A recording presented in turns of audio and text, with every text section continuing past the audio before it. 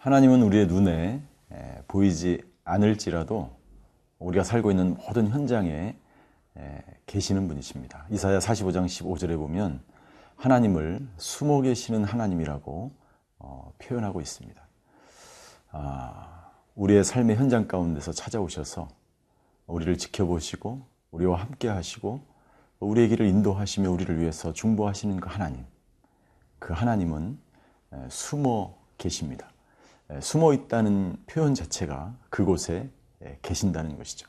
지혜로운 사람들은 모든 곳에 우리와 함께 하시는, 보이지 않지만 우리의 삶을 주관하시는 그 하나님을 체험하며 살아가는 사람들입니다. 오늘 저와 여러분의 삶의 현장에서 우리와 함께 하시는 그 하나님을 경험하시는 하루가 되시기를 바랍니다.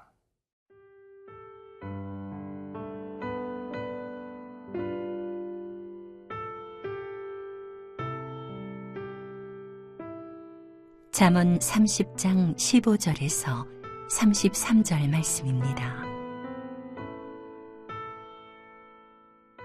거머리에게는 두 딸이 있어 다오 다오 하느니라. 족한 줄을 알지 못하여 족하다 하지 아니하는 것 서넛이 있나니 곧 수올과 아이 베지 못하는 태와 물로 채울 수 없는 땅과 족하다 하지 아니하는 불이니라. 아비를 조롱하며 어미 순종하기를 싫어하는 자의 눈은 골짜기의 까마귀에게 쪼이고 독수리 새끼에게 먹히리라. 내가 심히 기이히 여기고도 깨닫지 못하는 것 서넛이 있나니 곧 공중에 날아다니는 독수리의 자취와 반석 위로 기어다니는 뱀의 자취와 바다로 지나다니는 배의 자취와 남자가 여자와 함께한 자취며 음녀의 자취도 그러하니라. 그가 먹고 그의 입을 씻음같이 말하기를 내가 악을 행하지 아니하였다 하느니라.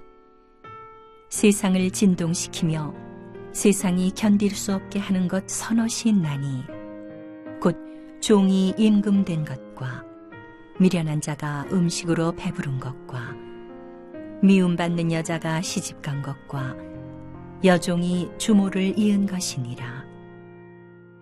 땅에 작고도 가장 지혜로운 것 넷이 있나니 곧 힘이 없는 종류로 돼 먹을 것을 여름에 준비하는 개미와 약한 종류로 돼 집을 바위 사이에 짓는 사반과 임금이 없으되 다 때를 지어 나아가는 메뚜기와 손에 잡힐만 하여도 왕궁에 있는 도마뱀이니라.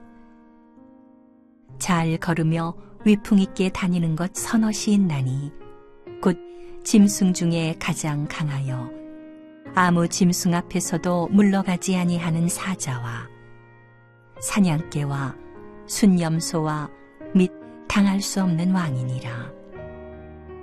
만일 네가 미련하여 스스로 높은 채 하였거나 혹 악한 일을 도모하였거든 네 손으로 입을 막으라. 대저 젖을 저으면 엉긴 젖이 되고 코를 비틀면 피가 나는 것 같이 노를 격동하면 다툼이 남이니라. 지혜로운 사람들은 아주 작은 것에서 하나님이 우리에게 알려주시고자 하는 것들을 배우는 것이 참된 지혜자입니다. 오늘 저희가 읽은 본문에 보면 이 거머리에 대한 이야기가 나옵니다. 거머리는 끊임없이 다오다오 한다는 것이죠. 그리고 16절에 보면 수올, 아이 베지 못하는 태, 물로 채울 수 없는 땅, 족하다 하지 않은 불, 이 모든 것들이 사실은 어리석은 자가 구하는 탐욕을 표현하고 있는 것입니다. 지혜로운 사람은 탐욕스럽지 않습니다. 탐심이 없습니다. 그 어떤 것에서도 욕심을 갖지 않습니다. 사실 모든 사람들에게 그 탐심이 있는 것이 사실입니다. 그러나 이 탐심은 거머리처럼 끊임없이 요구하는 마음이죠.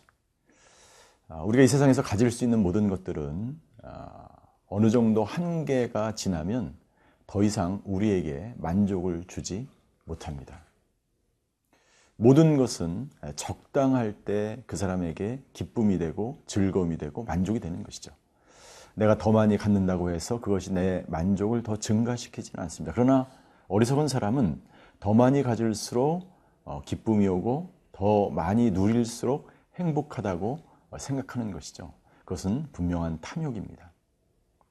두 번째, 지혜로운 사람은 어리석은 행동, 인간의 도리를 벗어나지 않는다라고 하는 것이죠. 그리고 인간의 도리가 무엇인지를 정확히 깨닫고 있는 사람을 우리는 지혜로운 사람이라고 할 수 있습니다.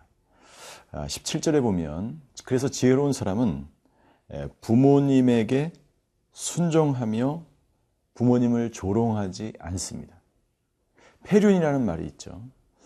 인간이 정말 인간과 인간 사이에서 기본적으로 지켜야 될 도리, 특별히 부모님과의 관계에 있어서 하지 말아야 될 것들을, 하지 말아야 할 말들을, 행동들을 하게 되면 그것이 얼마나 큰 죄악인지를 지혜로운 사람들은 너무나 잘 알고 있다는 것이죠. 나의 삶의 현장에서 하나님은 인간이 이 세상을 살아갈 수 있는 도리와 원칙과 원리들을 깨닫게 하셨습니다. 알 수 있습니다. 그러나 어리석은 자들은 그것을 잘 알지 못하죠. 그러나 하나님의 말씀을 깊이 묵상하는 지혜로운 사람들은 인간의 도리, 그리고 무엇이 인간의 기본적인 삶의 원리인지를 너무나 정확하게 알고 있다는 것입니다.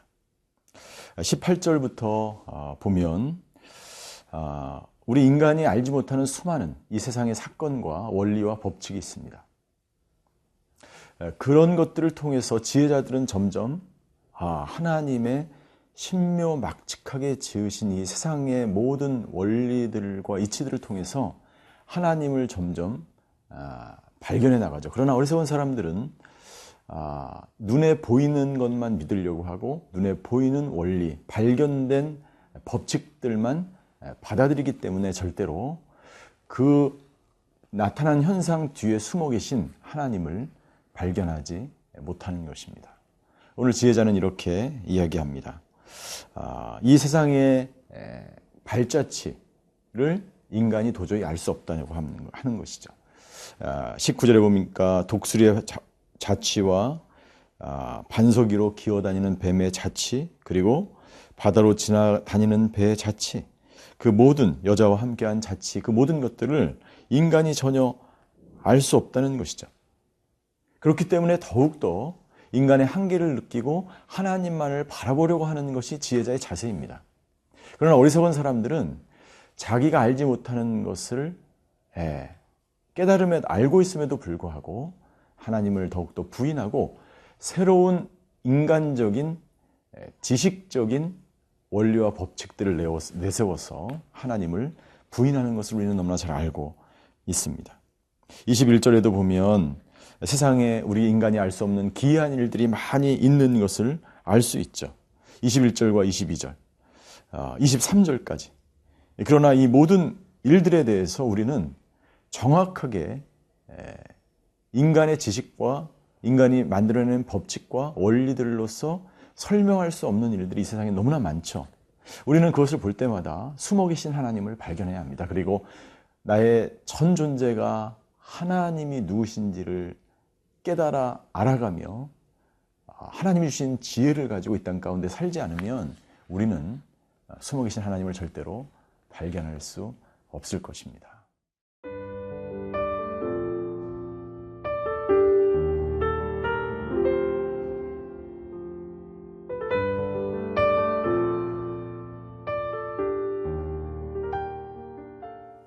저와 여러분의 모든 삶의 현장 가운데서 하나님을 발견할 수 있습니다.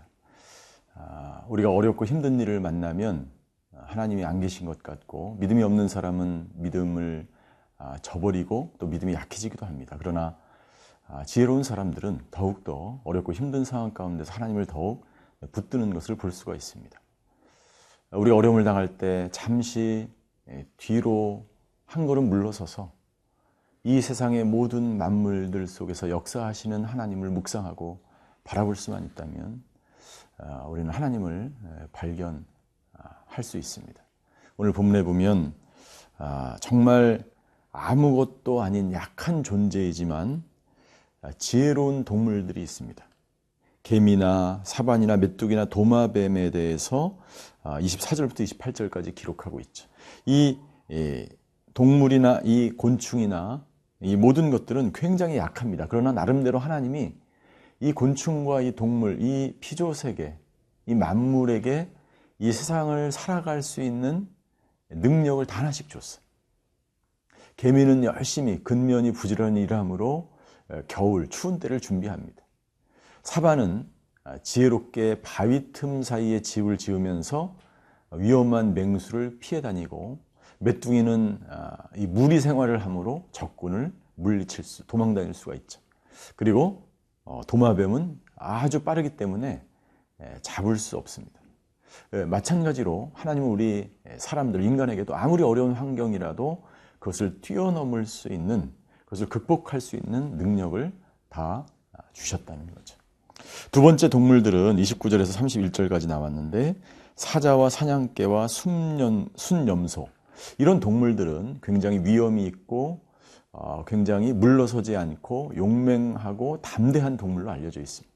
그러한 담대함도 하나님 우리에게 주셨습니다. 그러나 사람들은 어려운 일을 만나면 포기하고 물러서고 나약하게 되고 믿음을 저버리는, 그리고 하나님이 없다라고 고백하는 어리석은 행동을 결정을 하게 되는 것이죠. 그러나 하나님은 우리에게 그 모든 어려움들을 이겨나갈 수 있는 모든 환경을 마련해 주시는 하나님입니다. 저도 한때 굉장히 질병으로 인해서 고통당한 때가 있었습니다. 그 당시에는 정말 내가 이 어려운 상황을 어떻게 이겨나가고 이 고난의 시간을 어떻게 헤어나와야 될지를 하나님께 울부짖으며 기도했던 시간들이 있었습니다. 그때마다 하나님은 피할 길을 주시고, 약한 데서 오직 강하게 하시는 하나님, 내가 약할 때 우리를 부욕해 하시며, 내가 가난할 때 우리를 부욕해 하시며, 내가 연약할 때 나를 강하게 하셨던 그 하나님임을 나의 삶의 현장에서 체험한 시간들이 있었습니다. 사랑하는 시청자 여러분, 지금 삶의 현장이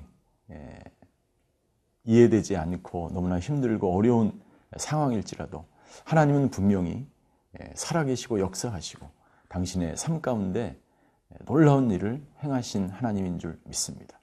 우리가 해야 될 것은 무엇일까요? 우리가 해야 될 것을 두 가지를 우리 잠언 기자는 우리에게 권면합니다. 첫 번째는 32절입니다. 한마디로 이야기하면 내 손을 입으로 막으라. 아무 말 하지 않고 주님 앞에 겸손히 무릎을 꿇으라 라고 말하고 있습니다. 힘들고 어려울 때마다 불평과 불만과 자기의 그 모든 것들을 하나님께 우리가 토로하고 기도하는 것은 아주 중요한 것입니다. 그러나 내 인간적인 생각과 말과 어떻게 해서든지 그것을 피하려고 하는 방법, 세상적이고 인간적인 방법은 하나님 뜻에 맞지 않기 때문이죠. 두 번째 우리가 해야 될 것은 33절에 보면 내가 하나님이 아니고 내가 하나님의 창조물, 피조물, 연약한 존재라는 것을 깨달으라고 잠언 기자는 이야기합니다. 젖을 저으면 엉긴 젖이 되고 코를 비트면 피가 나는 것 같이 노를 겪으면 다툼이 남이라라고 이야기하는 것은 뭐냐면 모든 원인에는 결과가 있다는 것이죠. 이 세상의 모든 사건에는 그 원인이 있고 결과가 있습니다. 하나님은 역사를 주관하실 뿐만 아니라 저와 여러분의 개인적인 역사도 주관하시는 분입니다. 우리가 해야 될 일, 겸손하게 우리의 입을 막고 하나님이 행하실 일들을 우리가 기도하며 인내하며 바라보는 것, 그것이 우리 지혜자의 역할인 줄 믿습니다. 기도하시겠습니다. 하나님 감사합니다. 오늘 모든 곳에서 숨어 계신 것 같지만 우리와 함께하며 우리의 인생을 인도하시는 그 하나님 앞에 지혜로운 선택으로 오늘 하루 겸손하게 살아가는 저희 지혜로운 인생들이 되게 하여 주시옵소서. 감사드리며 예수 그리스도의 이름으로 기도하였습니다. 아멘.